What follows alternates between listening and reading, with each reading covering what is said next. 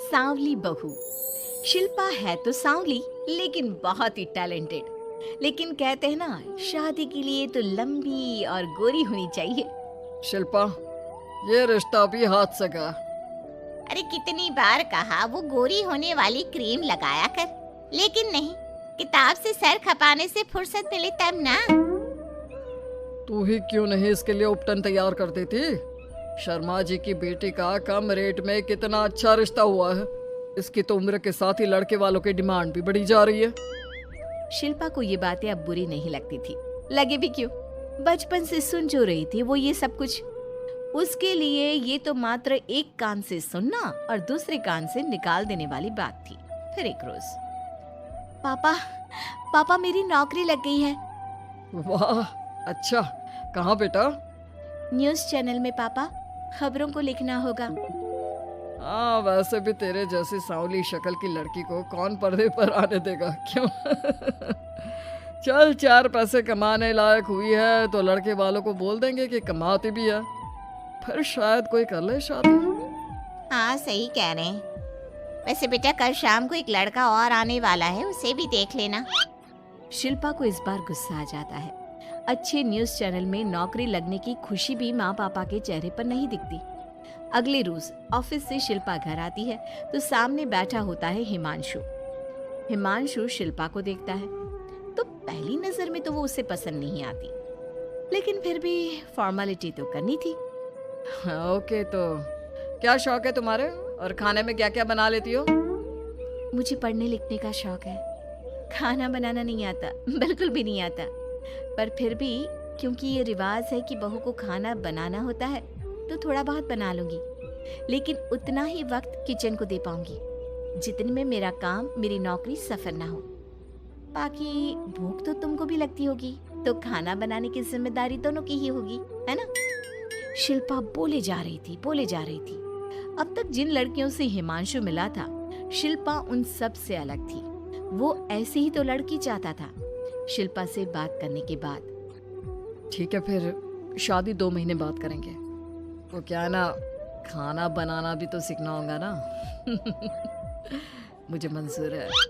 शिल्पा को भी हिमांशु अच्छा लगने लगता है। दोनों की शादी हो जाती है, लेकिन शादी के बाद से ही हिमांशु का परिवार शिल्पा के रंग को लेकर कई बातें बनाता।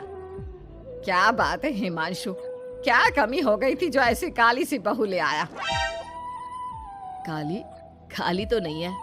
हाँ, मेरी शिल्पा का रंग हल्का सांवला है। वैसे आप तो कृष्ण की भक्त हैं, जानती है ना, उनका रंग भी सांवला था। अब सांवले रंग के कृष्ण की पूजा तो सांवली मेरी बीवी खराब कैसे? बात तो सही भी थी। क्यों सांवला रंग खराब माना जाता है? शिल्पा पति का तर्क सुन रही थी। थोड़ी देर के बाद, क्या बात है, शब्दों का जादू आ गया। क्या तर्क दिया आपने सांवले रंग के समर्थन में? तो क्या तुम ही पत्रकार हो? अरे तुम्हारा पति भी कम नहीं है।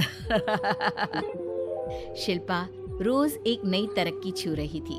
कभी विदेश दौरा तो कभी बड़े बड़े लोगों का इंटरव्यू। एक दिन, सुनो, आज का दिन बहुत खास है। मैं मुख्यमंत्री जी का इंटरव्यू लेने जा रही हूँ। अरे वाह, क्या बात है, सही है यार। तभी ससुर आ जाते हैं। बहू, थोड़ा मेकअप भी कर लेना, वरना काली काली फोटो सब जगह आएगी।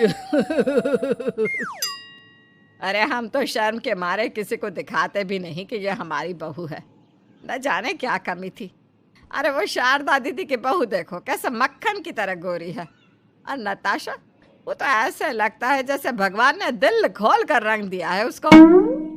अरे माँ, आजकल रंग नहीं बुद्धि का जमाना है। हाँ, तो वो दोनों कहाँ पागल है, अच्छा खासा घर देख रही है। शिल्पा को ससुर की बात पर गुस्सा तो आता है, लेकिन वो मूड खराब नहीं करना चाहती। वो तो बस तैयारी करती है कि जल्दी से अच्छा सा मुख्यमंत्री का इंटरव्यू हो जाए और दुनिया देखे। होता भी यही है। शिल्पा जब शाम को घर आती है तो, अरे चाची, बुआ, फूफा जी, कैसे हैं आप सब? कैसे आना हुआ? शिल्पा को आसपास के लोग भी देख रहे थे। वो भी जानती थी कि उसने जो इंटरव्यू किया वो कितना वायरल हो रहा है। अरे बहू, बड़े लायक हो तुम, औरत होकर दुनिया की इतनी जानकारी। कितनी समझ है तुम्हारे अंदर। वाह वाह बहू, तुमने तो हम सबका सीना गर्व से चौड़ा कर दिया। सास ये सब देखकर सोच रही थी कि भाई ऐसा भी क्या हो गया, इन्होंने तो बहू को हीरो बना रखा है। मैंने तो शिल्पा को उसी दिन समझ लिया था जब पहली बार मिला था। मैं तो जान गया था कि ये लड़की अलग है। कितनी प्यारी आवाज़ है इसकी और समझ भी लाजवाब। तभी बुआ सास बोल पड़ती है, और एक हमारी बहू है, सारा दिन टिकली बिंदी पर ही लगी रहती है। अरे दीदी, न जाने कौन कौन सी क्रीम लगाती है, अब तो चेहरे पर फोड़े भी निकल गए। कितनी बार कहा कुछ पढ़ाई आगे करके दुनिया में नाम कमाओ, लेकिन नहीं, बस सारा दिन शीशे के सामने खड़ी रहेगी। कोई बात नहीं फूफा जी, वो भी किसी की पसंद हो सकती है। हम लोगों का क्या, एक काम अच्छा कर दिया तो पूछ लिए गए, नहीं तो जमाना तो गोरी सूरत की ही तारीफ करता है। क्यों माँ जी? हाँ हाँ वो क्या है ना, मैं ज़रा पानी लेकर आती हूँ, तू बैठ बहू। हाँ हाँ बहू, तू तो बैठ। वो क्या है ना, आज तो तुझसे बहुत सारी बातें करनी है। ये बता, कैसे दिखते हैं मुख्यमंत्री जी सामने से? जैसे टीवी में दिखते हैं वैसे ही दिखते हैं क्या? आए दिन लोग शिल्पा से मिलने आते, उसे अपने स्कूल या दूसरी जगह पर चीफ गेस्ट बनाते। ये सब देखकर पति तो खुश होता, लेकिन सुंदर बहू का सपना सास की आंख से उतर ही नहीं रहा था। फिर एक रोज, शिल्पा, पापा कहाँ है? माँ जमीन पर गिरी पड़ी है, वो बेहोश हो गई है। शिल्पा की सास को गंभीर बीमारी हो जाती है और फिर आप लोग अपनी माँ की किसी बात को मना ना करना, उनका दिल कमज़ोर हो चुका है। दिल में कोई बात लगेगी तो उनके हार्ट अटैक आने के चांसेस हैं, तो समझ रहे हैं ना। कुछ दिनों में ठीक होकर सास घर आ जाती है और फिर एक दिन, देख बेटा, मैं मरने से पहले एक सुंदर बहू का चेहरा देखना चाहती हूँ। अरे मैं नहीं चाहती कि तू इस काली कलूटी के साथ रहे, छोड़ दे इसे। अरे कल को तेरे बच्चे भी ऐसे काले पीले पैदा होंगे और फिर हमारा खानदान देखने लायक नहीं होगा। शिल्पा सुन रही थी, वो परेशान हो रही थी। वो सोचती है कि एक बार वो अपने पति से बात करके देखेगी। सुनिए ना, मुझे आपसे बात करनी है। मुझे भी शिल्पा, मैं माँ के बिना नहीं रह पाऊंगा, तुम समझ रही हो ना। शिल्पा को दुख होता है, लेकिन वो क्या करती।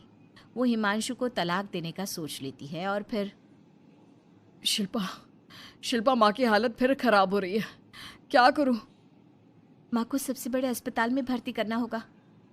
लेकिन वहां तो बेड के लिए बड़ी बड़ी सिफारिश करनी पड़ती है। हाय रे, मेरा मरना तय है, मैं मर न जाऊं, मुझे बचा ले बहू। शिल्पा को हैरानी होती है कि वो करे तो क्या करे। पर माँ जी, मैं कैसे? बेटा, मुख्यमंत्री जी से बात कर ले, उनसे बड़ी सिफारिश किसकी हो सकती है? तू बोलेगी तो शायद तेरी सास की जिंदगी बच जाएगी। शिल्पा सिफारिश से सास को बड़े अस्पताल में भर्ती करवा देती है, जहां लंबे समय बाद सास ठीक होती है। लेकिन इस बीच एक दिन भी शिल्पा उन्हें देखने नहीं जाती। सास जब घर आती है तो एक सुंदर सी लड़की उनका स्वागत करती है। ये कौन है और शिल्पा कहाँ है? मुझे तो मेरी बहू ही चाहिए। माँ, कैसी बात कर रही हो? तुमने कहा था ना कि शिल्पा काली है और तुम्हें काली बहू नहीं चाहिए। ये रीना है, तुम्हारी बहू। नहीं नहीं, मुझे माफ़ कर दो, मुझे तो मेरी शिल्पा बहू ही चाहिए। उसी के कारण आज मेरी जान बची है। मैं नहीं समझ पाई कि सुंदर शक्ल से ज़्यादा सुंदर दिल और आचरण होना चाहिए। लेकिन अब क्या, अब तो देर हो चुकी थी। हिमांशु भी जानता था कि आत्मसम्मान वाली शिल्पा अब उसकी जिंदगी में वापस नहीं आएगी। अब तो शिल्पा को वे लोग बड़े बड़े चैनल की स्क्रीन पर देखते और अफसोस करते। शिल्पा चाहती तो कभी तुम्हारे लिए सिफारिश नहीं करती। अब तो आसपास के लोग भी घर नहीं आते। लोगों को लगता है कि शिल्पा ने हम लोगों को छोड़ा क्योंकि हम उसके लायक नहीं थे। सही बोल रही है माँ, हम ही तो उसके लायक नहीं थे। शिल्पा जैसी समझदार, पढ़ी लिखी, दुनिया की समझ रखने वाली लड़की को मैंने छोड़ा, सिर्फ आपके कहने पर। अब ये गोरी लड़की आपकी बहू हो सकती है, लेकिन मेरी बीवी कभी नहीं। हिमांशु वहां से चला जाता है।